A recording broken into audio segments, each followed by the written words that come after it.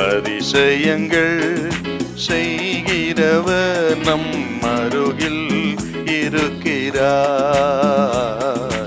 அற்புதங்கள் செய்கிறவர் என்றும் நமக்குள் வசிக்கிறார்.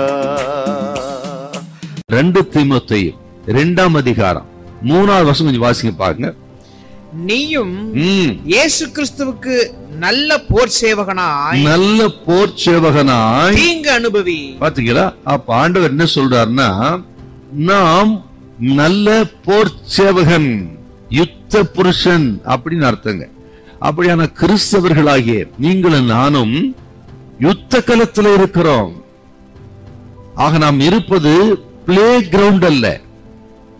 இன்றைக்கு இருக்கிற கிறிஸ்தவருடைய வாழ்க்கையை பார்த்தால் ஆக விளையாட்டு மைதானத்தில் இருப்பது போலத்தான் இருக்கிறாங்க. ஆனால் நம்மை விளையாட்டு மைதானத்தில் இருக்கிறவர்களாக அல்ல, ஆக நம்ம யுத்த களத்தில் இருக்கிறவர்களாக தேவன் நம்மை அழைத்திருக்கிறார். அதை நம்ம முதல்ல மனசுல வைக்கணும். எபேசியர் 6ஆம் அதிகாரத்துல 12வது வசனம் வாசித்து பார்த்தீங்கன்னா, ஆக நமக்கு ஒரு போராட்டம் உண்டு அப்படின்னு பவுல் எழுதுவார். அந்த போராட்டங்கிற வார்த்தைக்கு உண்மையான அர்த்தம் யுத்தம் அப்படின்னு அர்த்தம். அப்படியானால் நம்மை ஆண்டவர் ஒரு யுத்த களத்திலே, ஆவிக்குரிய யுத்த களத்திலே நம்ம வைத்திருக்கிறார் என்கிறத முதல்ல நம்ம மனசுல வைக்கணும். இப்ப நாம இருக்கிறது ஒரு யுத்த களம். நாம் எல்லாம் யுத்த புருஷர்கள். 3வது, யுத்த புருஷலா இருக்க நமக்கு என்ன ஆயுதங்கள் தேவைன்றதையும் பவுலுங்க எழுதுறாரு பாருங்க. நீங்கள் 14வது வசனத்தை வாசித்து பார்த்தீங்கன்னா, அதுல இருந்து சர்வாயுத வர்க்கத்தை எடுத்துக்கொள்ளுங்கள். அப்படி என்னென்ன ஆவிக்குரிய ஆயுதங்கள் நமக்கு தேவை எழுதுறாரு பாருங்க. சத்தியம் என்னும் கச்சை, ஆக நீதி என்னும் மார்க்கவசம், ஆக சுவிசேஷத்துக்குரிய ஆயத்தம் என்னும் பாதரட்சை, விசுவாசம் என்னும் கேடகம், இரட்சண்யம் என்னும் தலைச்சீரா, தேவ வசனமாகி ஆவியின் பட்டயம். இந்த ஆவிக்குரிய ஆயுதங்கள் தான் நாம் தரித்து கொள்ள வேண்டியது.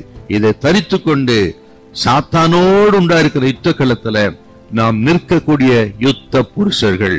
அப்படின்னா ஒரு யுத்த புருஷன், ஒரு ராணுவ வீரன் யுத்த களத்தில் இருந்தால் நிர்விசாரமா இருந்த என்ன நடக்கும் பாருங்க. ஆக இந்த ஆயுதங்களை தரிக்காமல், ஆக வரப்போகிற யுத்தத்தை குறித்து, எதிராளி குறித்து கவனம் இல்லாம அலட்சியமா இருந்தா என்ன நடக்கும்? யுத்தத்துல தோல்வி, காயம்பட வேண்டியது இருக்கும். ஆக ஜீவனையே இழக்க வேண்டியிருக்கும் பாரு. ஆகவேதான் நம்ம யுத்த புருஷர்களாக ரொம்ப கவனமா இருக்கணும். அலட்சியம் கூடாது, நிர்விசாரம் கூடாது என்பதை முதல்ல நம்ம மனசுல வைக்கணும். ஆக இந்த நிர்விசாரம் தான் பெரிய ஆபத்து நமக்கு.